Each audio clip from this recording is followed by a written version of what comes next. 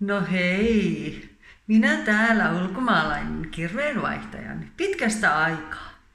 Mitä teille kuuluu? Minulle kuuluu siis aivan ihanaa ja erikoisen hyvää. Mutta minä olen nyt tässä aamupäivän ajatellut, että onkohan minulla joku allerginen erektio meneillään, koska ei ole aurinkoa. Aurinko meni pois ja on ihan siis sairaan kylmä. Niin onkohan mun iho jotenkin nyt ja elimistö reagoinut tähän kylmään, koska sehän ei käy siis mulle ollenkaan. Missään muodossa ei käy mulle kylmä.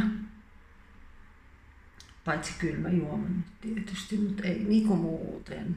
Ei kylmät ihmiset, eikä varsinkaan se kylmä ilmasto. Maitukka.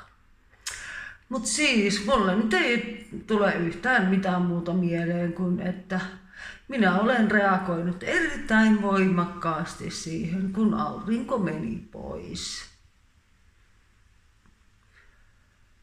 Että en sitten tiedä. Toivottavasti tämä nyt ei ole kauhean pysyvä muutos tässä minun kauniissa kasvossani. Yllättävää tämä värivaihtoehto, koska voisi luulla, jos ihminen kaipaa aurinkoa ja se allerginen erektio johtuu siitä auringon puutteesta, niin ehkä larvin pitäisi mielestäni näyttää keltaiselle eikä vihreälle. Mutta luomuja kun ollaan, niin ehkä se johtuu siitä. Mutta minä haluan auringon takaisin, että tämä allerginen erektiokin lähtee sitten pois.